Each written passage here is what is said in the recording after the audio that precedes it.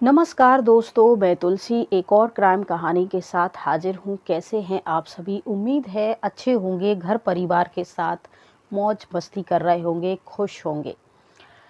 5 मई 2023 की ये घटना है जब बोरीवली अपार्टमेंट, यहाँ 4 अपार्टमेंट हैं, 1 2 3 4 यानी 701, 702, 703, 704। ये 4 अपार्टमेंट है। यहाँ अपना अपना परिवार रहता है, लेकिन इस अपार्टमेंट में से 5 मई 2023 की सुबह सुबह एक अजीब सी बदबू और एक अजीब सी स्मेल का माहौल हो गया और चारों तरफ ये असहनीय बदबू लोगों को आ रही थी। तब लोग अपने अपने कमरे में से निकलकर एक दूसरे से पूछते हैं कि यहाँ से बदबू आ रही है या आप यहाँ कोई चूहा हो सकता है, एक सड़ने जैसी बदबू आ रही है, तो आप चेक कीजिए और अपने अपने घरों की साफ सफाई कीजिए। 701, 702, 703 एक दूसरे से पूछते हैं, दरवाज़ा खुलता है, बातचीत करते हैं बदबू के बारे में, लेकिन वो अपने सभी घरों में चेक करने के बाद 704 नंबर रूम में जाते हैं। वहाँ का दरवाज़ा खटखटाते हैं, लेकिन अंदर से कोई आवाज़ नहीं आती है। इसके बाद ये जो शख्स है 703 का 704 वाले के गेट के पास खड़ा होकर फिर से दरवाज़ा खटखटाता है, लेकिन वहाँ से कोई नहीं निकल के आता है। उनको इस घर के अंदर से अजीब सी स्मेल आ रही थी, यानी बदबू आ रही थी, लेकिन थोड़ी देर खड़े होने के बाद इनको वहाँ से खुशबू आने लगी। ऐसा लग रहा था जैसे अभी अभी इस रूम के अंदर किसी ने रूम स्प्रे का छिड़काव किया हुआ है। ये सोच रहे थे कि ये स्मेल आ रही है, हम सभी को मिलकर अपने घरों की साफ सफाई करना चाहिए और चेक करना चाहिए, हो सकता है कोई चूहा यहाँ सड़ गया हो।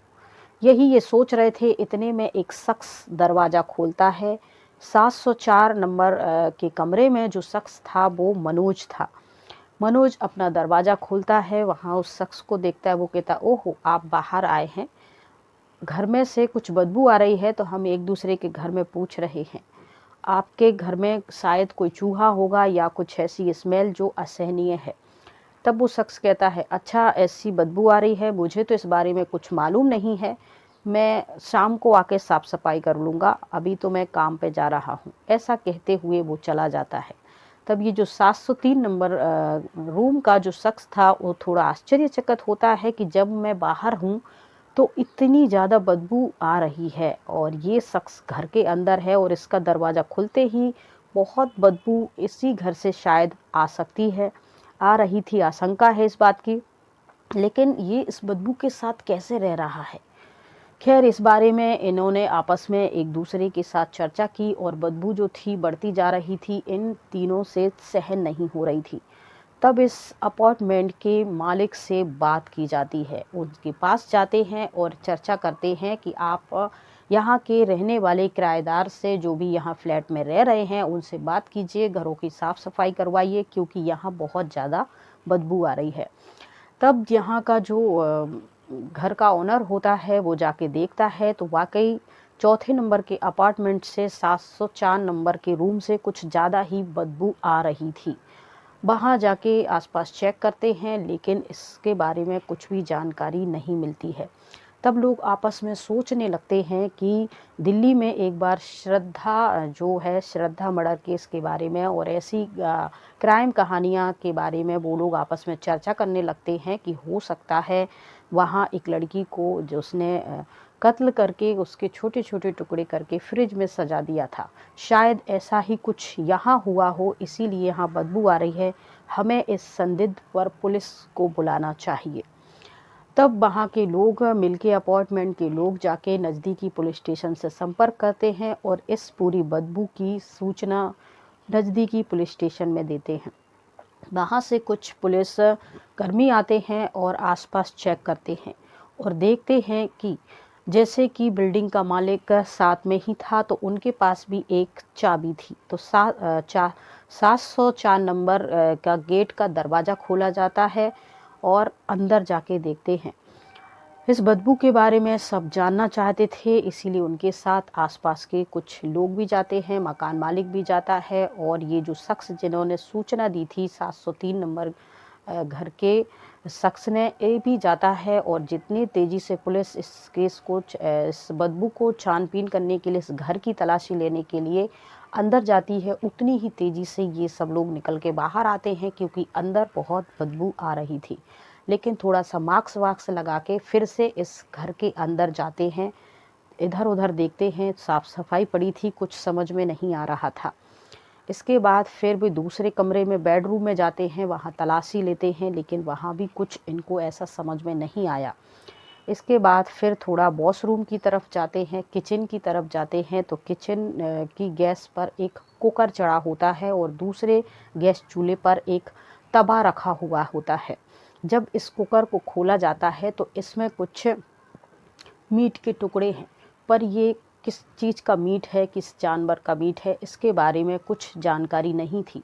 इसके बाद वॉशरूम में जाते हैं तो वहाँ कुछ एक आध बाल्टी रखी रहती है और कुछ डब्बे टफ वगैरह रखे रहते हैं, और यहाँ कुछ धारदार हथियार जैसे आरी होती है और कटर होता है, कुछ हथौड़ी होती है, ऐसे कुछ हथियार भी रखे रहते हैं जिसमें ब्लड, कुछ बाल्टियाँ होती हैं जिसमें थोड़ा बहुत ब्लड और थोड़ा बहुत ज़मीन पे भी ब्लड होता है। जब पुलिस वाले और वो बाकी के लोग इसको देखते हैं तो उनको लगता है कि शायद ये इंसान कोई कसाई रहा होगा, इसको मीट खाने का शौक़ है, तो अपने घर में ही इस प्रकार से काट के पका के खाता होगा, इसीलिए आसपास के लोगों को बदबू आती है। लेकिन फिर इसके बाद से जो नज़ारा थोड़ी देर बाद दूसरी बाल्टी में दिखाई देता है, उससे पुलिस वालों के साथ साथ सबके होश उड़ जाते हैं। दरअसल एक दूसरी बाल्टी में उन्हें मिल जाता है एक इंसानी पैर। जी हाँ, एक इंसानी पैर मिल जाता है और उसको देखकर सब हक्के बक्के भौचक्के रह जाते हैं। इसके बाद वो कुकर में जाते हैं और पुलिस वाले इस घर में रहने वाले शख्स के बारे में अड़ोसी पड़ोसियों से पूछते हैं और मकान मालिक से पूछते हैं। तब वो बताता है कि इस घर में जो शख्स रहता है वो मनोज है और उसकी पत्नी सरस्वती, ये दोनों ही रहते हैं। 701, 702, 703 नंबर के घरों में जो लोग कपिल्स रहते हैं उनका तो मिजाज जानने समझने में आता है, वो सब मिलनसार हैं। लेकिन ये जो कपिल रहता है 704 नंबर के रूम में, ये गुमसुम रहते हैं, ना मनोज ज़्यादा किसी से बातचीत करते, ना उनकी पत्नी सरस्वती। इनमें एज गैप भी काफ़ी है। सरस्वती वहीं देखने में कम एज 30-31 की लगती है, वहीं मनोज 54-55 साल का लगता है। हो ना हो इनके बीच में ही कुछ ऐसी अनबन हुई होगी।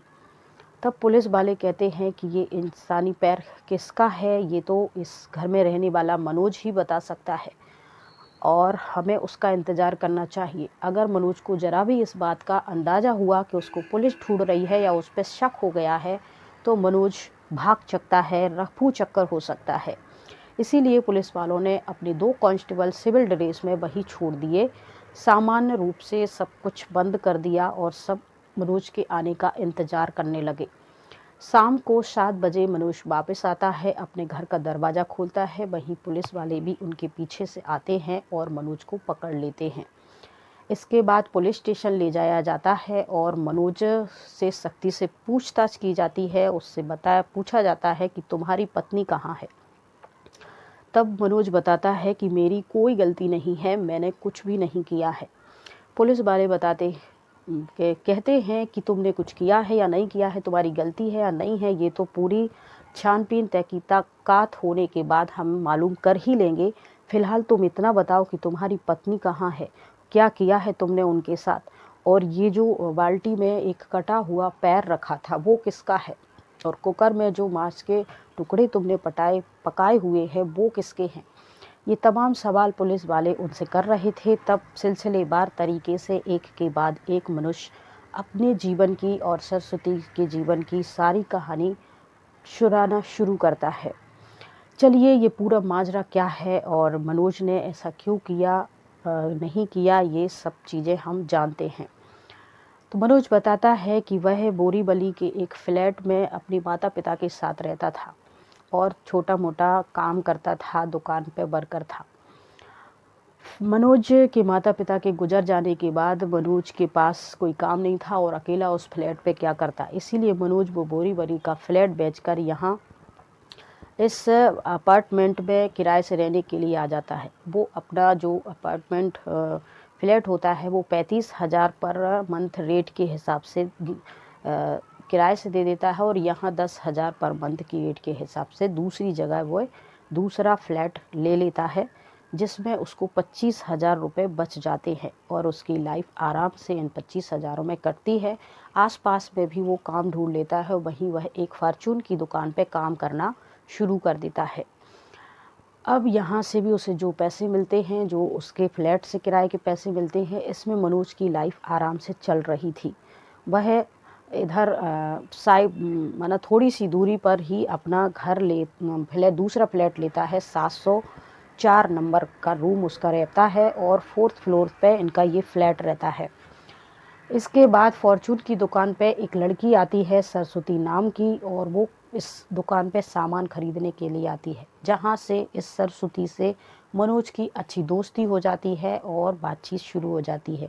धीरे धीरे इनकी मुलाकातें प्यार में बदल जाती हैं और ये एक दूसरे के साथ रहने का फैसला कर लेते हैं।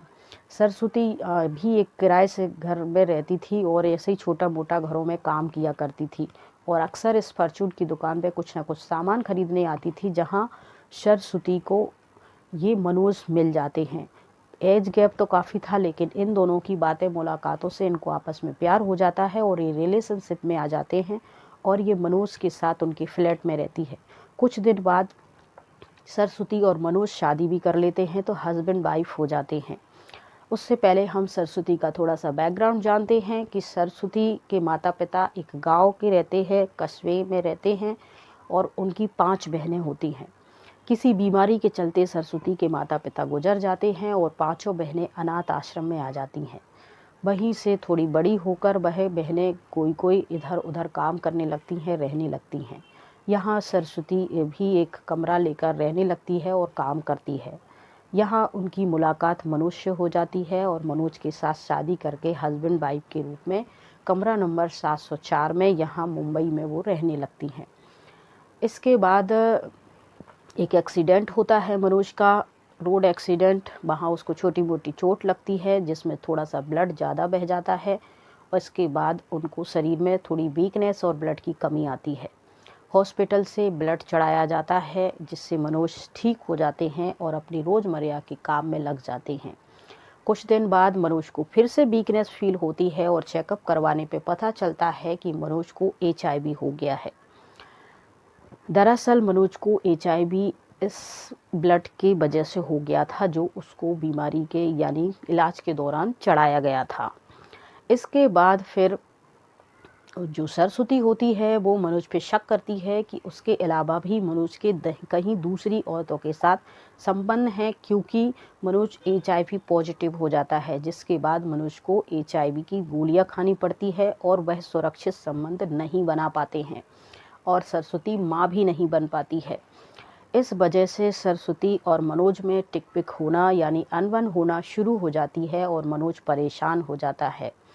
एक दिन मनोज रोज की तरह अपने काम पे गया हुआ था और सरस्वती घर में अकेली थी। जब मनोज लौट के आता है तो सरस्वती ने कुछ जो जहरीला पदार्थ होता है वो पी लिया था, जिस वजह से जो सरस्वती है ज़मीन पे पड़ी हुई थी। मनोज ये देखता है और घबरा जाता है, कहीं मैं फंस ना जाऊं, इसीलिए मैंने सरस्वती के फिर बाज़ार जाके कुछ हथियार खरीदे, कुछ कटर खरीदा, कुछ सब्जी काटने वाले चाकू लंबे चौड़े, और ऐसे सरस्वती के छोटे छोटे टुकड़े करे, क्योंकि मैं 2-3 दिन इसको रखता तो फिर ये इसकी बदबू आने लगती और मैं पकड़ा जाता। मैं लाश को कहीं बाहर ले जाता तो लोग मुझ पे विश्वास नहीं करते, मुझ पे ही शक करते।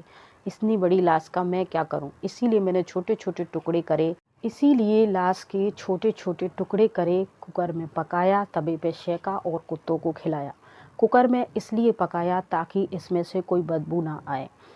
बहुत दिनों तक मैं इतने सारे टुकड़ों या इतनी जल्दी 2-3 दिन में ही लाश से बदबू आने लगी और सब लोगों को बदबू आने लगी। फिर भी मैंने अपनी तरफ से कोशिश करी। इसमें मेरी कोई गलती नहीं है, सरस्वती पहले से ही जा चुकी थी। तब पुलिस वाले कहते हैं उन्होंने उनको गिरफ्तार किया, कोर्ट से उनकी रिमांड की अवधि मांगी और फिर उनसे और पूछताछ की इस बारे में कि ये सच बोल रहा है कि झूठ बोल रहा है, क्या सरस्वती ने वाकई अपने आप को ख़त्म किया है या फिर ये मनुष्य की कुछ मनगढ़ंत कहानी है। ये सारी जानकारी के लिए मनुष्य कुछ रिमाइंड पर है और उनसे पूछताछ जारी है। और ये मुंबई का 2023 का बहुत ही चर्चित ऐसा केस था, क्योंकि श्रद्धा केस बहुत ज़्यादा ऑल इंडिया से बाहर भी बहुत इंटरनेशनल लेवल पे बहुत चर्चा में आया था। उसके बाद से ये कुछ केस भी ऐसे सामने आते रहते हैं जहां लोग इस प्रकार की हरकतें। तो ये पूरी कहानी सुनाने का उद्देश्य किसी को परेशान करना नहीं, बल्कि एक एजुकेशनल पर्पस से और समाज में हो रहे औरतों के प्रति अत्याचार से सतर्क होने के लिए ये कहानी आपको सुनाई गई है। और अगर किसी भी प्रकार की कोई भी दिक्कत आपके आपसी संबंध में है तो उसको मिलके सॉर्ट आउट कर लीजिए और अपने पार्टनर पे थोड़ा सा भरोसा रखिए एक दूसरे के साथ। खुश रहिए, सुरक्षित रहिए। जय हिंद, जय भारत।